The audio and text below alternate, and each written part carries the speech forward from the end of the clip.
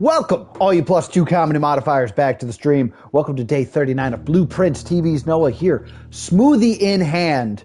And we had a very successful day yesterday in that I got another Sanctum key. I'm getting all these Sanctum keys. I don't know how to freaking get it open. So we shall see. This is another time crunch stream, so I will probably not be going for the final exam. I also, I recently took out the unredacted book. If I get the library today, I will probably not read it on stream. I'll probably do the pre-recorded thing like I did last time, and just make that an episode. Okay. Got the Muns.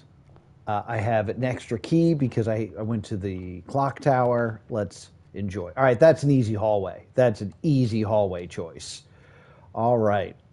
So I'm comfortable with some dead ends. If I can get like the coat closet, I'll be happy with that right here. Kind of feeling the guest bedroom.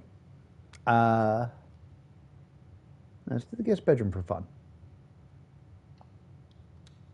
Guest bedroom time. And I can like think about it later. It's a little weird to do that early. That might have been a bad idea. 100% the courtyard. Courtyard early? Thank you. I will be taking that. Poke and see. I think there's a shovel in there. Okay. Now let's go for a walk. Part of me's thinking tomb because there's something I can do with the burning lamp I need to do because I did that in a previous day and it didn't save. And I know that there is a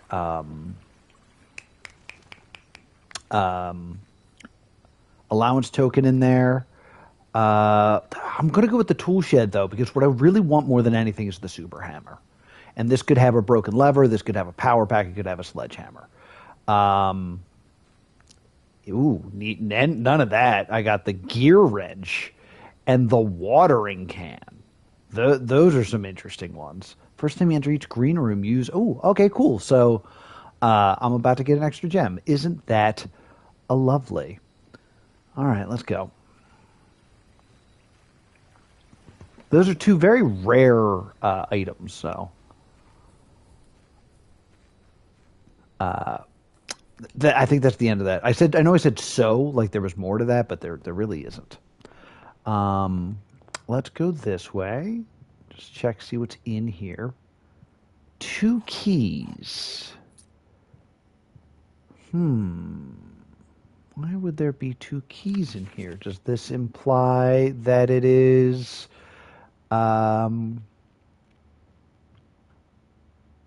servants' quarters?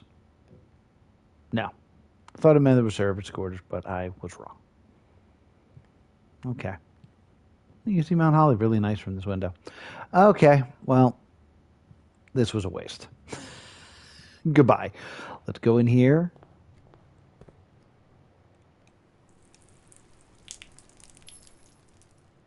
All right, it just goes up. Cool.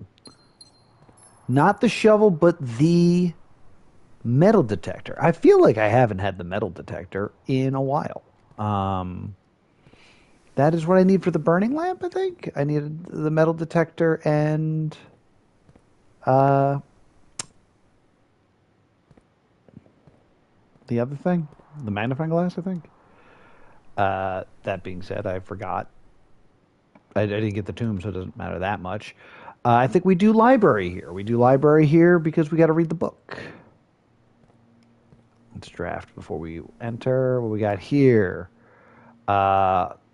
We have the closet, the chapel. I think I'm going to go with the chapel because I think up is more important.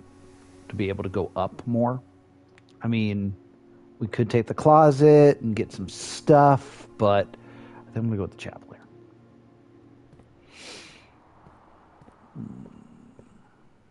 Okay, so this is the unredacted one. This is the first time I've ever seen this. There's a lot to read here, so I'm not going to. I will do this in post just so we have enough footage for episodes here. Yes, Editor Noah here to save the day. I'm going to take a look and read this book, and I'll also make any notes in my notebook as we read. So let's take a look at what's unredacted in this book. The Orindia was once the name used to designate the realms of the eastern waters, though the term is no longer employed in the halls of policy nor commonly known to the average citizen. Its memory flickers in the hearts of those who hail from the lands that it once encompassed, and many of the elder generation in huddled circles still refers to themselves as Orindians. Yet, we must not let the flame of our history dwindle into obscurity of whispered conversations, nor permit our leaders to enjoin us to abandon the name of our land. We must keep alive the embers of the past to preserve them for generations to come. What a great way to start this book that we had that was completely redacted. It's like, God forbid this ever be redacted. I just spat a lot. Okay, Arja. Isn't it Irja? So I guess the name changes, which is interesting, because hold on. Oh no, it's Erj Era is what they're trying to say, because AJ means first. So in Iraja, or Irajan, this is saying first era. Okay, we're doing well. Already learned a thing. Most historians mark the beginning of the first era, often denoted as Age Era, by the association of the first king of Orindia, whose name was Oris. Would later grace the, this is very small on my screen, burgeoning township in which it was crowned. Oris was known before his coronation as a predominant merchant lord of considerable means and affluence, whose sway in the region made him the ideal candidate for unification of the surrounding provinces. Regrettably, history is not always forthcoming with the surviving records of those bygone days, are most limited to trade agreements and sales receipts. I was going to say that's kind of interesting because we have so much of like the mine being built, but this would be like, that's still not old enough to be part of the first era.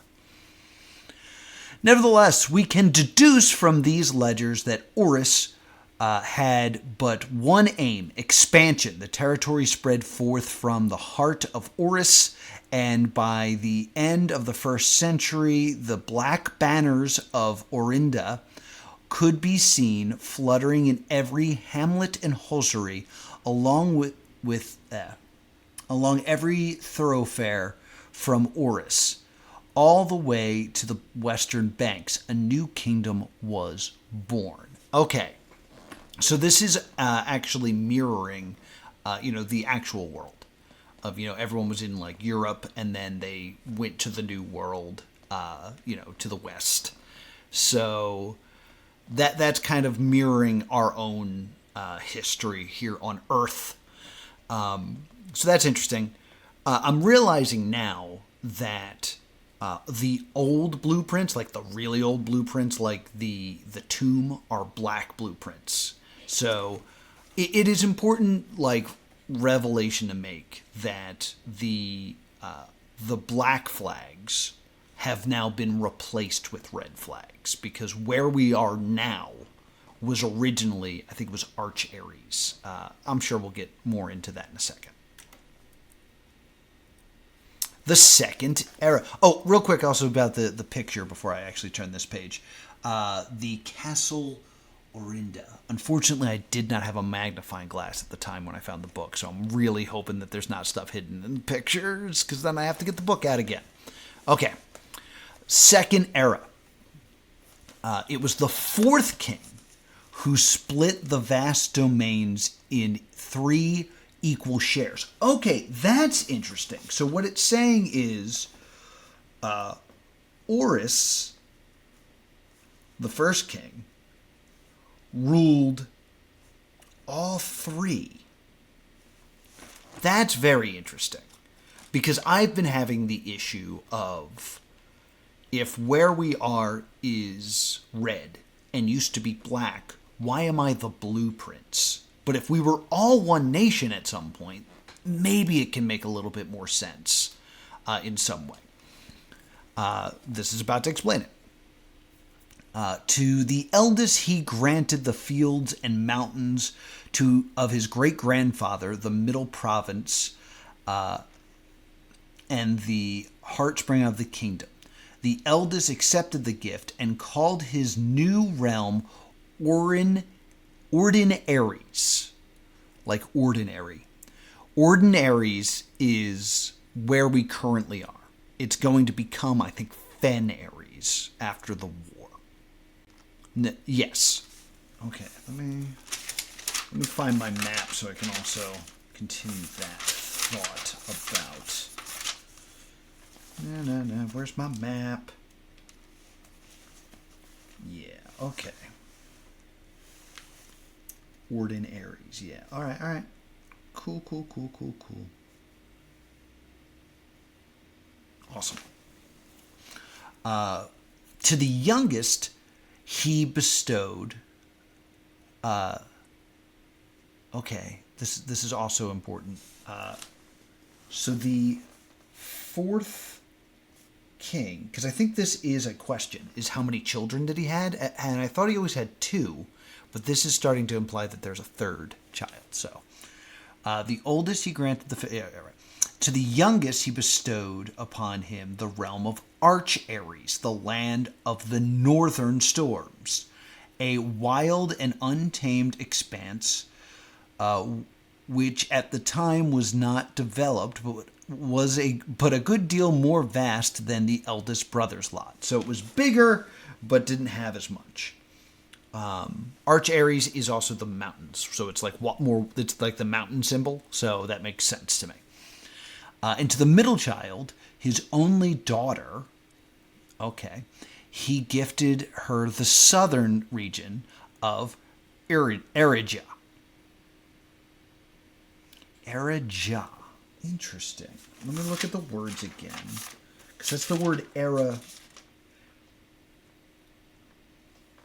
So that would mean era. So that would mean last era, because ja at the end of the word means last, and it's modifying the word era. So the Erija would be the last era. The mystic realms of the ancient ancestors, a land steeped in tradition, magic, and poetry of the old tongue. That's the language here. So I guess those are the 3. All right, so I'm just going to make a quick note here. Fourth king, 3 children. All right. The third era. There's the map, and I actually have, I don't know how to make this bigger, matches my map here, except that Arch-Aries is not there anymore, so that's why it doesn't have that, like, weird mirror symbol. Did I hold that up right? I don't remember. Okay. As the second era drew to a close, the 3 sovereigns' realms had achieved a period of remarkable progress and prosperity. Each of the distant regions, ruled by their respective sibling monarchs, had blossomed, cultivated a beautiful resources of the land, and developed a unique character and culture that set them apart from one another. Despite those differences, the sibling monarchs managed to maintain friendly relationships through their lives, and were known for their cooperation in matters of trade and transportation. The succeeding generations of their of their heirs continued the tradition, and the third era was defined by the construction of a vast network of railways that spanned the length and the breadth of the land, linking the northern mountains, Arch Aries, to the southern shores of Orindia. The development facilitated travel, and the commerce between the three realms further strengthened the bond of laying foundation for the promise of prosperity and a bright future, and a promise that would unfortunately, as many readers will find, not be kept. So basically it's saying we're heading towards the war. The war is coming. Turn the page.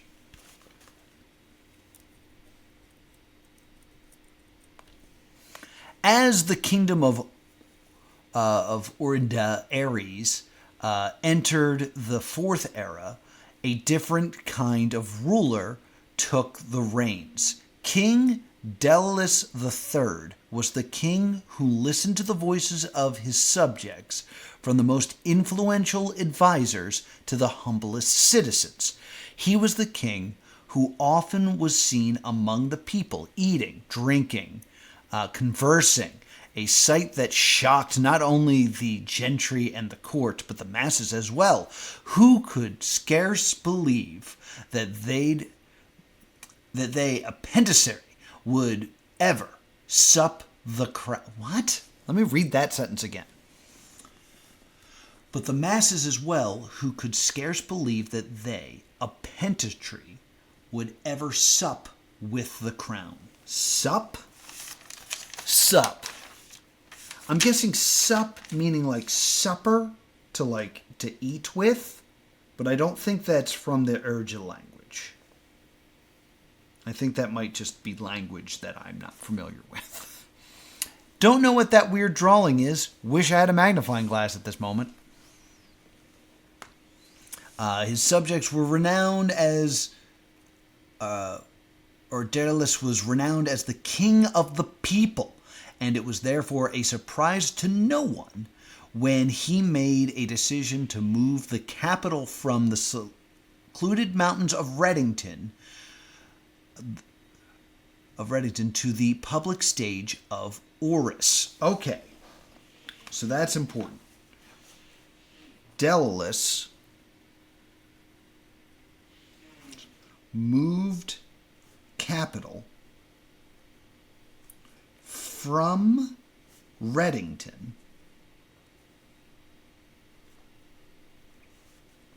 to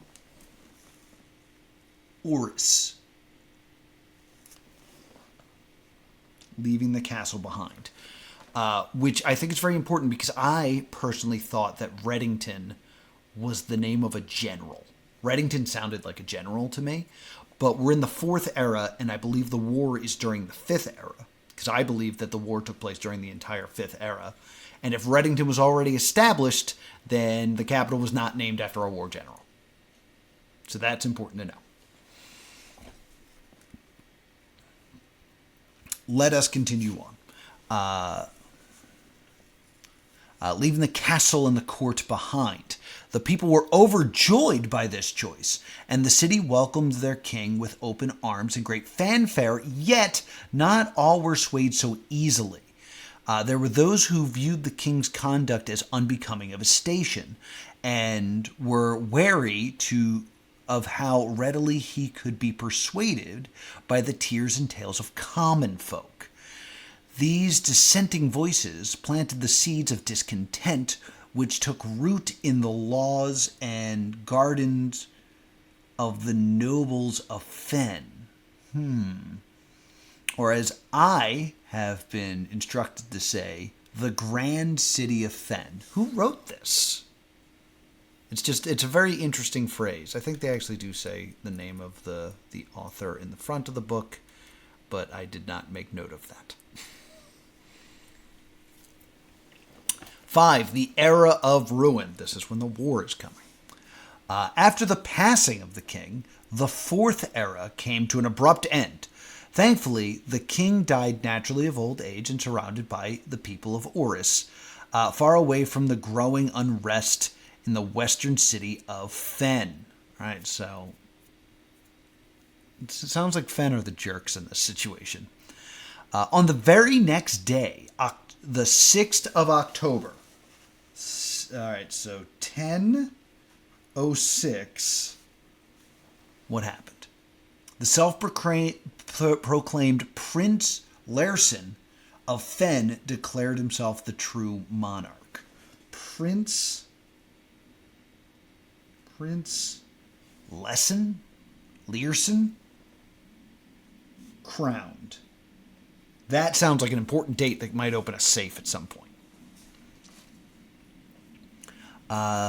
This declaration was holstered by a surprising number of supporters, due to the fact that Decius IV shared his father's good name, but little of his virtues. As the prospect of civil war became inevitable, the realm's regiments had hastily recalled from the frontiers to stamp out and put an end to Fensurrection. God, I feel like I can't get away from politics no matter what I do. However, instead of restoring order, what ensued was a savage and merciless campaign against their own people. The gardens of Fen, once a center of splendor, were transformed into a battlefield as the cries of the innocent echoed through the city streets stained in red. I think the big question here is who's the black flag and who's the red flag here? Because it's important to note that it was black originally. There does not seem like there was a red flag. So it seems like red is the revolters. So I feel like the rich of Fen, because it's going to become Fenaris, isn't it? Are going to win this. Something in my eye. It's my own hair. The brutality of the pacification of Fen did not go unnoticed by neighbors. As sympathy for the city surged, allies came forward to lend support. Among them was the general of the North Regiment, who, sickened by the barbaric actions of the other platoons, joined forces with Prince Lersen to form a formidable army. Together, they leveraged their political influence and favors persuade nearby realms of Arch Ares and Nuance to join the cause. Okay, so this is an important fact. The alliance is Arch Ares,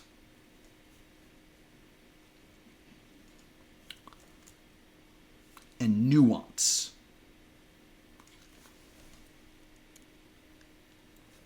Because, looking at my map,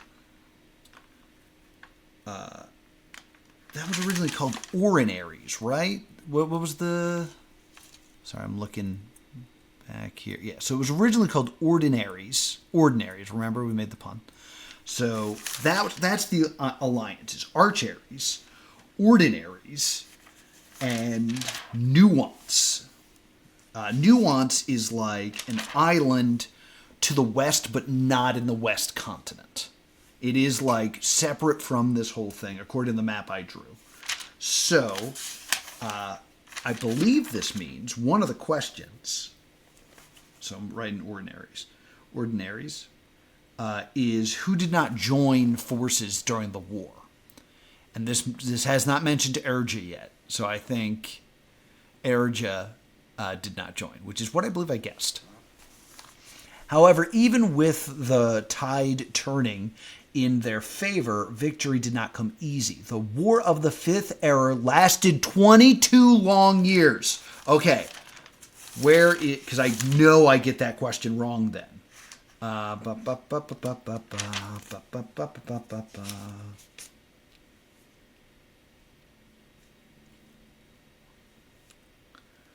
I'm looking through my notes here. So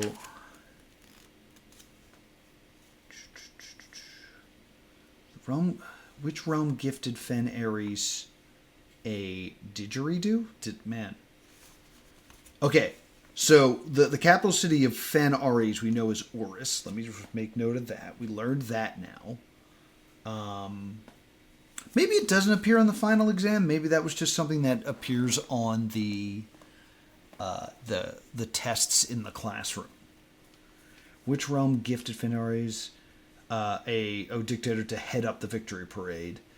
Deciding battle was on the shores of what? Shores nearby what? The first ruler of Fen Ares, I'm going to guess, is Delos the Fourth, based on what we're seeing here.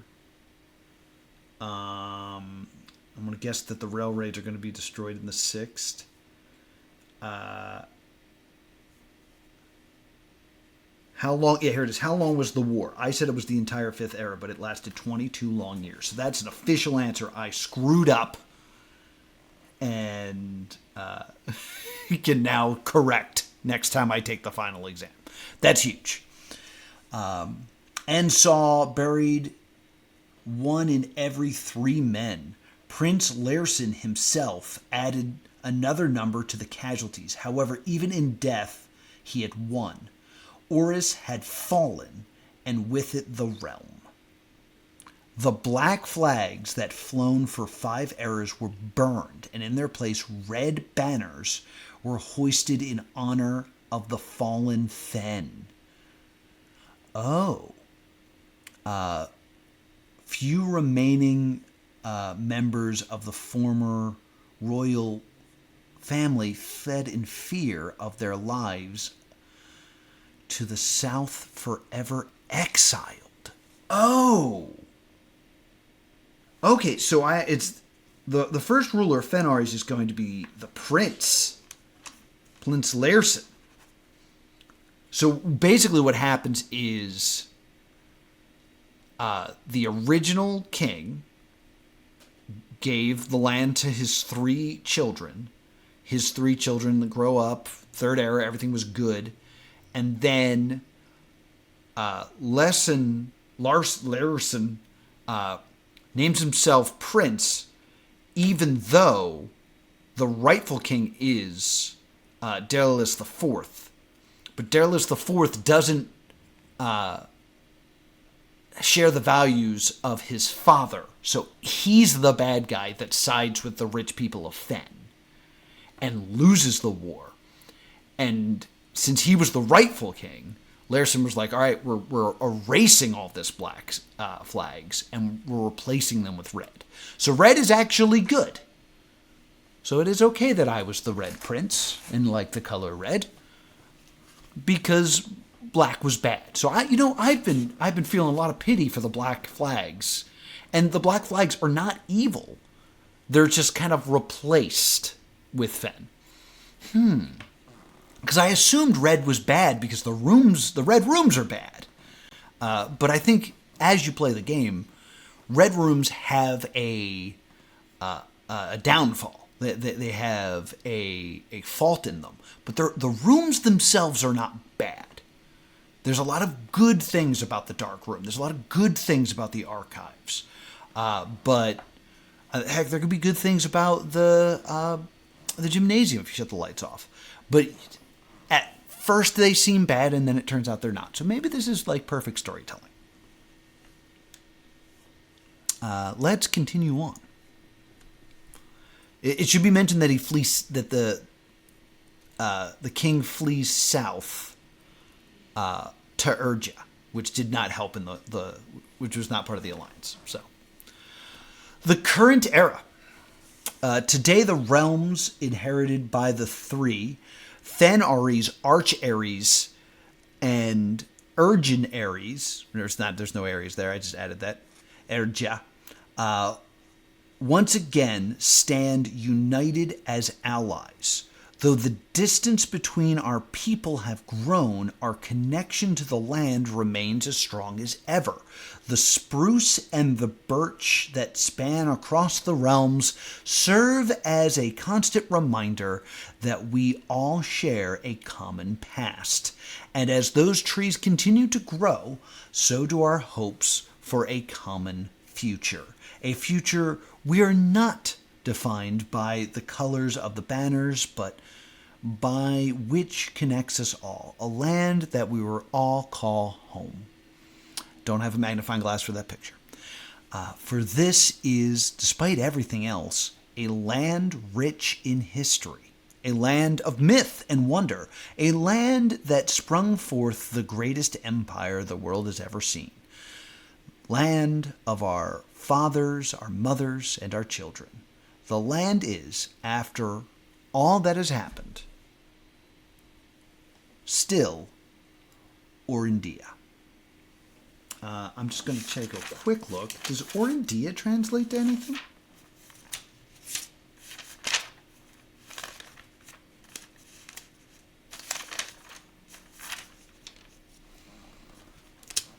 Orindia. All right, so it ends in like IA. That doesn't seem to be an Irja word. It starts with OR, which OV is, but OR is not.